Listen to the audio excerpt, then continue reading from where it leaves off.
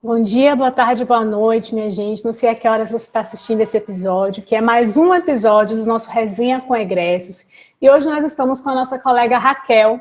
Raquel que fez também o mestrado junto comigo, junto com Luísa. E hoje nós queremos conversar com ela sobre como que foi essa experiência.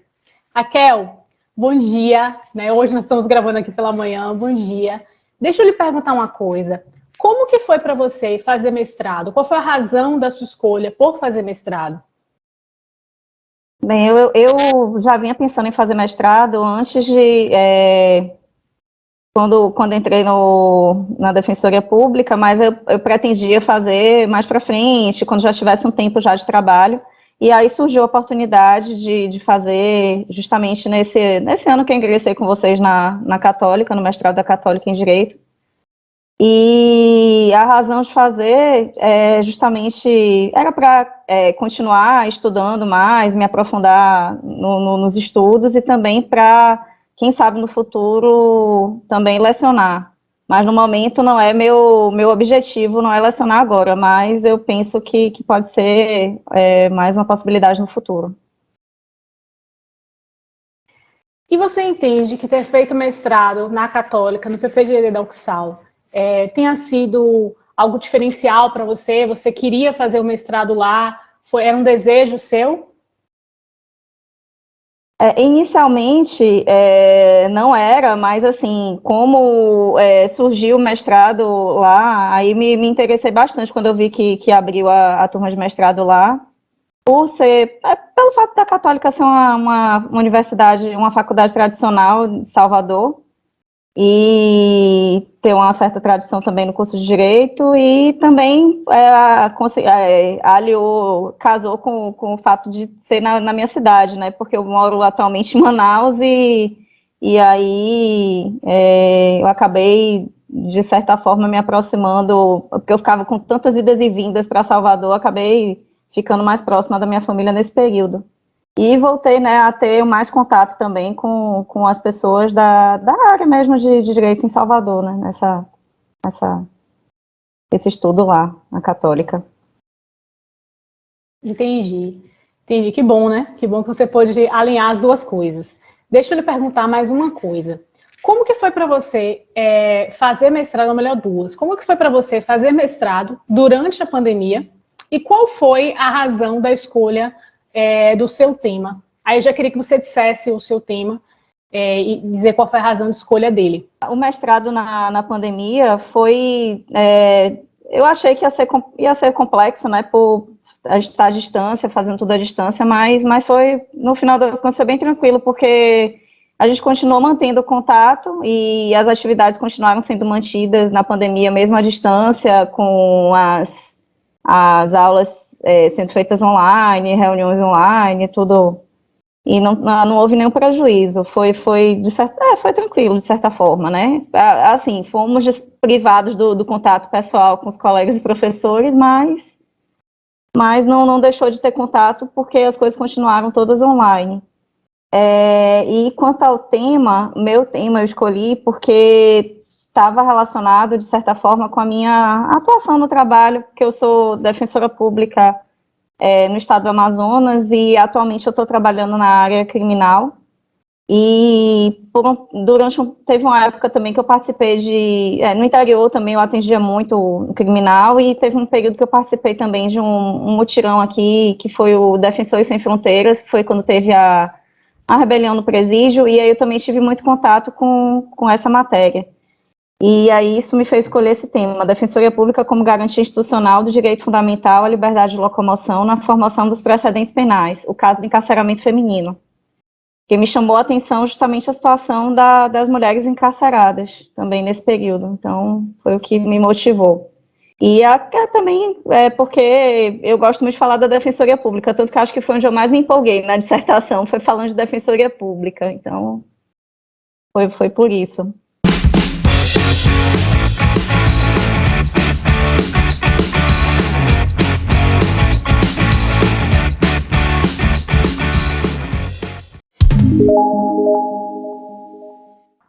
Agora vamos passar para a parte interessante, de verdade, que é o bloco das perguntas. Raquel, é uma satisfação imensa estar aqui com você hoje. Nós que fomos colegas de orientador e por isso desenvolvemos um vínculo ainda mais estreito nessa caminhada que foi fazer o mestrado. E como eu acompanhei mais a elaboração da sua dissertação de perto, assim, eu gostaria de fazer umas perguntas sobre umas minúcias do seu trabalho, assim. Você mencionou na sua dissertação que a criminalidade feminina é distinta da masculina. Então, eu queria saber quais são exatamente os crimes pelos quais as mulheres são presas com mais frequência e quais são os crimes pelos quais elas são condenadas mais frequentemente. Bem, essa distinção que eu falei da criminalidade feminina, da masculina, ela se dá principalmente em razão do papel que a sociedade atribui às mulheres, ao sexo feminino, e também em razão do maior controle social que é exercido sobre essas mulheres. Então, é por isso que existe essa distinção é perceptível entre a criminalidade masculina e a feminina. E os crimes pelos quais as mulheres são presas com mais frequência e processadas são crimes não violentos, ao contrário dos homens. E, normalmente, o que mais se vê é crimes de tráfico, de furto, crimes que não são cometidos com violência ou grave ameaça. Algumas vezes se vê roubo, mas homicídio, crimes violentos de verdade, assim, não são os mais frequentes. Tanto que até no trabalho mesmo eu percebia isso, né, que normalmente elas respondem mais por esse tipo de processo, de tráfico e furto, por crimes de tráfico e furto. E também, em razão disso, são os crimes pelos quais elas são mais condenadas, né. É isso. Ah, entendi. Realmente, os papéis sociais estabelecidos para o homem e para a mulher devem influenciar bastante nesse sentido. Sara, alguma coisa para aportar aqui à discussão? Sim, na realidade é uma pergunta que vai complementar a sua pergunta, Lu. É o seguinte, Raquel, você falou, tem uma frase na sua dissertação que você diz assim, que há uma relação entre o tráfico de substâncias entorpecentes e o encarceramento feminino. Eu, como leiga de direito penal, né, só fiz prova mesmo na vida, nunca atuei na área. Eu queria entender qual é essa relação, você trouxe também o furto, qual é a relação entre, por exemplo, aqui o tráfico de entorpecentes, de substâncias entorpecentes e o encarceramento feminino? Qual é a relação disso? Essa questão do tráfico, observa-se, né, que foi observado que a prisão, o encarceramento feminino aumentou e muito, não só o encarceramento feminino, mas em geral a partir do surgimento da lei de drogas, e o feminino, ele aumentou principalmente porque, na maioria das vezes, as mulheres são levadas a participar, de alguma forma, do tráfico, em razão por seus companheiros, maridos, irmão, pai, por seus parentes, né, por seus familiares. Assim, o que eu percebia, muitas vezes acontece também para levar essa mulher ao encarceramento, às vezes ela não está nem numa posição quando ela está nessa questão quando ela é pega pelo crime de tráfico de drogas, muitas vezes ela não ocupa os espaços ela não é assim, não está normalmente como líder, mas ela atua na função de mula, transportando a droga, ou então, quando ela é presa por tráfico, ela é presa na circunstância que ela tá em casa, porque o marido, o companheiro, o irmão, o pai sai, e essa mulher está em casa, muitas vezes, é dona de casa, está cuidando dos filhos, e aí a droga pega na casa, né, dessa família, e aí quem acaba respondendo muitas vezes é a mulher, que vai presa em razão disso. Aí, por conta disso, há essa relação direta entre o tráfico de drogas e o encarceramento feminino. O aumento, um aumento que houve, assim, houve um crescimento nesse encarceramento em razão disso, também, justamente. Entendi, Raquel, entendi. Então é mais uma questão de não ter escolha, né? Acaba que não tem Isso. escolha, literalmente. Lu, perguntas? Mais uma aqui, Kel, voltando à questão dos papéis de gênero, a relação da família muda de acordo com o gênero do detento? Por exemplo, frequentemente são vistas mulheres visitando seus companheiros, pais e irmãos nos presídios. E o contrário, como é que acontece? E depois de você explicar como se dá esse fenômeno, você poderia dar uma opinião como defensora pública de por que é diferente essa questão da família com o detento no caso dos homens e das mulheres?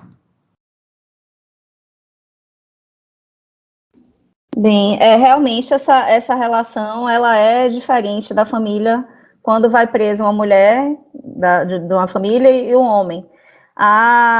Normalmente quando o homem vai preso, né, como você disse, as mulheres visitam, as mulheres da família, vai a mãe, vai a irmã, vai a esposa, a companheira, a filha, vai visitar, e as filas que se vêem normalmente nos estabelecimentos penais masculinos, elas são filas de visita e tal, são sempre grandes em razão disso. Já quando a mulher vai presa, assim, ela é abandonada pela família. Primeiro que não se vê a mesma, não sei porquê, essa coisa da mulher, da mulher da família não visitar outra mulher, isso eu realmente não compreendo, mas talvez tenha a ver também com a questão que eu falei antes, né, do papel atribuído ao sexo feminino, e, né, que essas mulheres, há uma dificuldade, né, de enxergar essa mulher como alguém que comete um crime, né, e aí elas são mais excluídas do que os homens. E aí a família abandona as mulheres, né? Mãe, irmã, filha acaba. Talvez seja essa a razão pela qual elas abandonam. Mas o que se vê também muito é que os homens abandonam as mulheres no presídio. Com muita frequência, maridos e companheiros abandonam as mulheres que vão presas. E também outra razão que leva a essa desigualdade no tratamento, que justamente o que se observa também desses homens que deixam de visitar, é que eles não se adaptam às revistas para entrada nos presídios, que normalmente são revistas rigorosas, e eles não se adaptam a esse tipo de constrangimento, né, que eles consideram talvez como constrangimento, e também porque eles não admitem, embora muitas vezes esses homens até pratiquem crimes ou sejam acusados de crimes, eles não admitem esse rótulo de serem parentes de criminosos, principalmente quando a criminosa é a mulher. Então, tem esses fatores que levam a essa diferença de tratamento, né, em relação à família, quando o gênero do detento, da detenta, é o gênero feminino. Entendi. Então, além da questão de gênero, ainda tem o problema do rótulo, né? Eu nunca tinha pensado nessa maneira, dessa perspectiva. Sarinha, outro aporte aqui para a nossa discussão? Tem sim, Lu. Refletindo aqui sobre o que Raquel estava falando, e tem um conceito que eu estava dando uma olhada na sua dissertação e que eu queria, assim, uma compreensão, porque como eu sou leiga, né, e tenho certeza que muitos outros aqui também são, que estão assistindo, eu queria uma compreensão mais assim, degustável, para que a gente possa enxergar o que você disse do ponto de vista conceitual. No que consiste a criminologia feminina?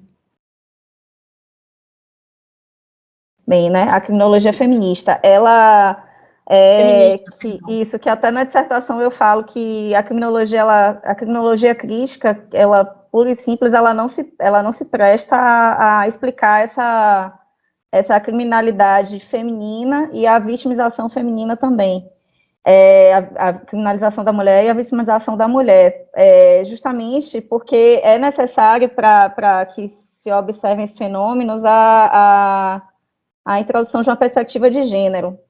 Então, para observar esse processo de criminalização e vitimização da mulher, é necessário observar essa perspectiva de gênero, justamente porque o poder patriarcal ele tem uma influência muito grande, nesses dois processos, né? E também tem muita influência também no sistema de criminalização, do sistema criminal, e também porque essa visão de que se tem de que mulheres e homens são tratados de forma neutra, de forma igual pelo sistema criminal, ela é falaciosa, ela não é verdadeira. O que se observa na verdade é que o que prevalece é uma visão androcêntrica, inclusive na construção desses estabelecimentos penais, que eles não, embora existam muitas, a própria lei, a lei de execução penal, ela preveja a diferenciação, né, e a Constituição também,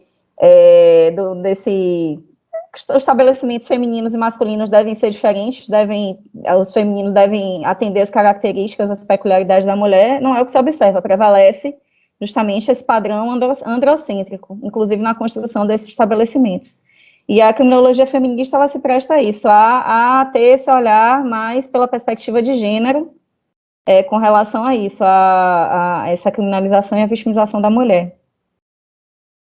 Então, deixa eu ver se eu entendi. É uma espécie de olhar a criminologia com um olhar mesmo de enxergar a vulnerabilidade feminina. Isso. Lu? Kel, então, eu ainda tenho mais uma pergunta aqui para te fazer.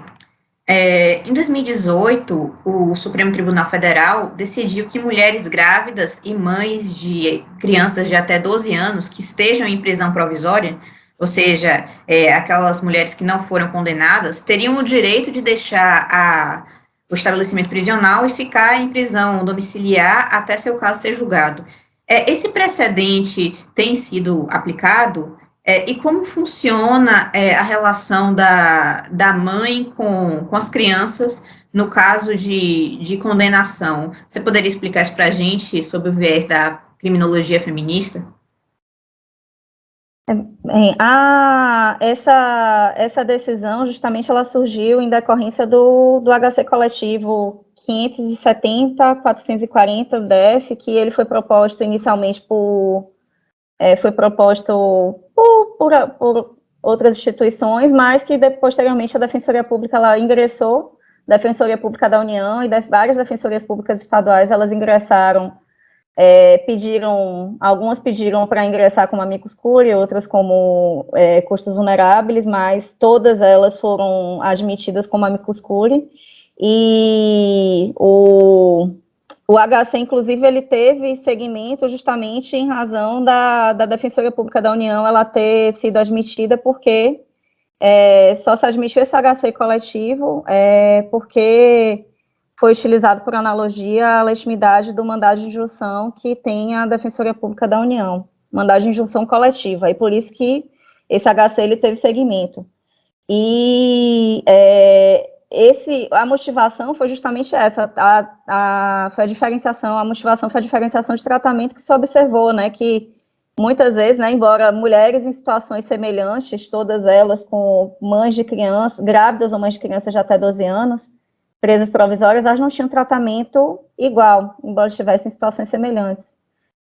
Um exemplo, né, um caso famoso que teve de uma mulher de um político com filhos menores de 12 anos que, né, foi para a prisão domiciliar sem maiores questionamentos, colocaram ela em prisão domiciliar, não sei, porque era mulher de um político, porque era mulher de uma pessoa influente, mulher de uma pessoa rica, talvez.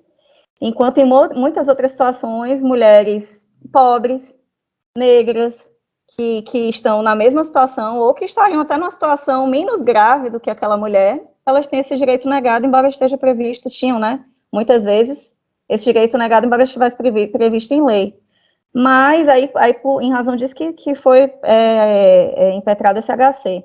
E aí, esse precedente da corrente do HC, ele tem sido aplicado, mas, embora ele, né, tenha, assim, justamente para forçar essa aplicação, penso dito para isso, o que se observa é que, ainda assim, os tribunais ainda dão, os juízes ainda dão um jeitinho de não aplicar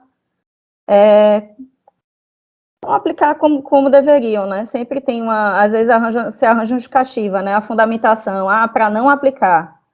Mas, enfim, ele não tem sido aplicado na prática, acho que tanto quanto deveria. Acho que poderia ter uma aplicação maior. E com a mulher condenada, o que acontece? A mulher condenada, ela tem, existe a previsão de uma progressão de regime diferenciada para essa mulher condenada que está nessa circunstância, mas, além disso, também, né, isso ela já condenada com a execução definitiva da pena, mas essa questão da prisão domiciliar, ela tem sido admitida para a mulher condenada em execução provisória da pena. Então, antes de ter o trânsito em julgado, ainda é admitida essa prisão domiciliar dessa mulher nessa circunstância, grávida ou mãe de criança de até 12 anos. Entendi. Então, em suma, a aplicação desse precedente depende do agente do crime, ou do suposto crime, e da vontade dos aplicadores da lei, no final das contas. Acaba dependendo, né? Porque, assim, a gente tem essa questão dos precedentes que hoje, né, os precedentes judiciais, eles são vinculantes, mas ainda se observa, né, essa questão do julgar de acordo com o casuísmo, né, de ser muito, do julgamento as decisões serem muito casuísticas. Então, é bem isso que você falou, depende às vezes depende do julgador, depende do crime, depende da pessoa ali que está sendo acusada, que está presa provisoriamente, depende de todos esses fatores ainda. Embora talvez dependa menos do que antes, né? Que antes o que se vê era uma discricionariedade muito maior. Aí está um pouco mais limitada, eu acho, essa discricionariedade. Estamos vivendo uma época de incertezas. Sarinha, mais uma pergunta aí para... Deixa eu falar, Lu, eu pensei que você não ia falar mais nada, eu ia fazer a pergunta. Deixa eu falar, a gente corta a parte de Raquel, onde ela responde, e aí depois eu já emendo com a outra pergunta, certo? Porque senão Rafael vai surtar cortando tanta coisa. Pronto, então vou fazer a última pergunta. Dá um tempinho para facilitar o corte. Raquel, eu vou lhe fazer a minha última pergunta, que é o seu objetivo principal, né, da sua dissertação. Eu até anotei aqui. Qual é, na sua perspectiva, né, qual é a importância da Defensoria Pública na formação dos precedentes penais referentes ao direito fundamental à locomoção das mulheres? Essa importância, né, ela, assim, a Defensoria Pública, a atuação dela quanto ao direito fundamental à liberdade de locomoção das mulheres, ela se dá com a orientação jurídica, com a representação processual, com intervenções individuais na própria execução penal, atuações coletivas também, mas para a formação dos precedentes penais, o que se observa é que muito importante a atuação da Defensoria tem sido a atuação da Defensoria como amicus curiae nos tribunais superiores ou como custos vulneráveis. A amicus curiae, a atuação ela é um pouco mais restrita, e mais com custos vulneráveis, como custos vulneráveis ela é mais ampla. Custos vulneráveis é um instituto que surgiu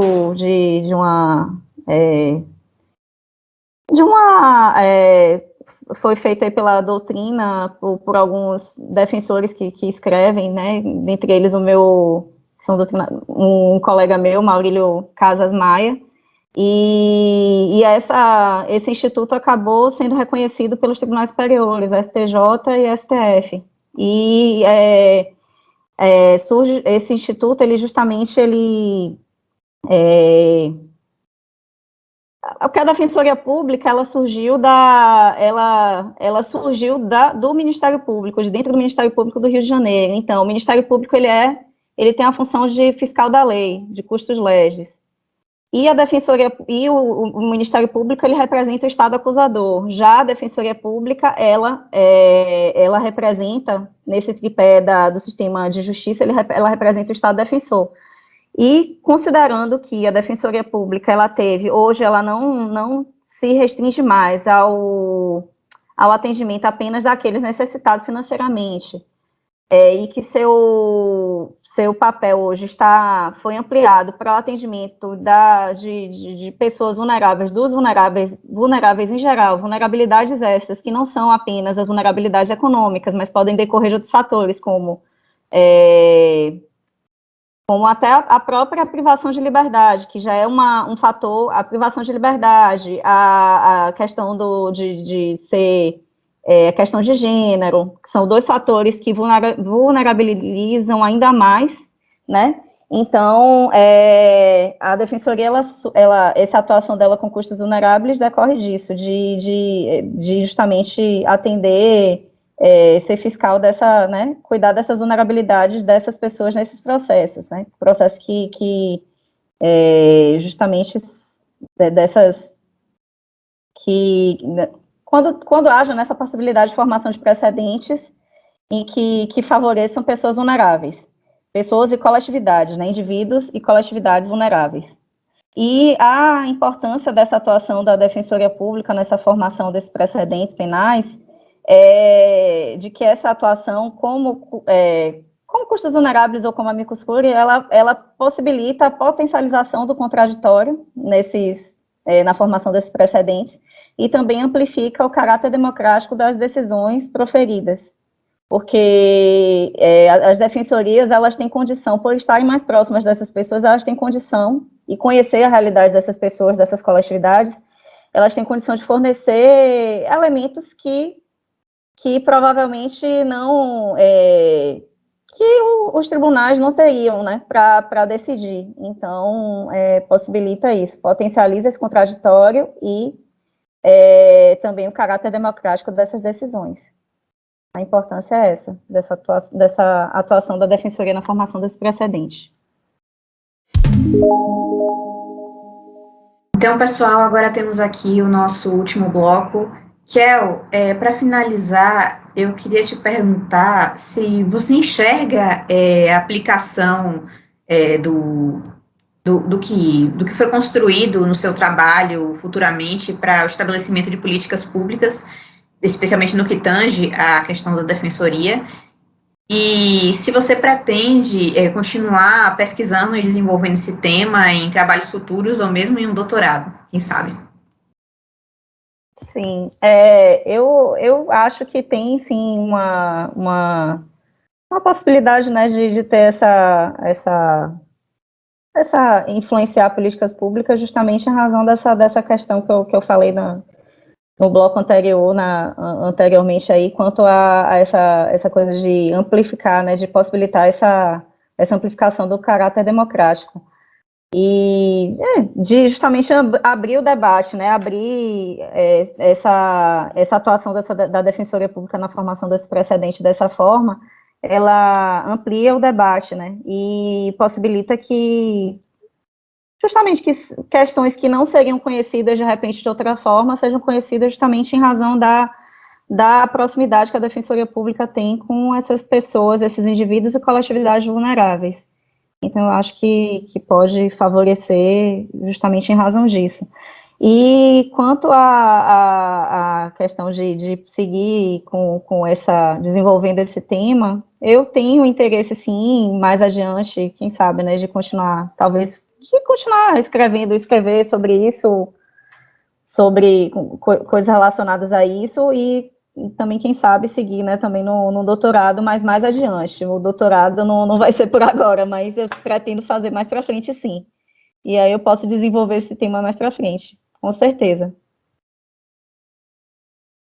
Obrigada, Raquel, pelas suas contribuições. Quanto ao doutorado, a gente acabou de sair de um mestrado, praticamente, já pensar no doutorado é um pouco precipitado. Vamos esperar um pouco para dar início a um outro projeto tão complexo assim. Então, pessoal, eu gostaria de agradecer aqui o pessoal por ter acompanhado mais esse episódio do Resenha com Egressos. Gostaria de agradecer a participação de Raquel, que foi minha colega de orientador, e de Sara, minha colega no mestrado. Sarinha, muito obrigada, e nos vemos no próximo Resenha com Egressos. Tchau, tchau, gente. Tchau, obrigada.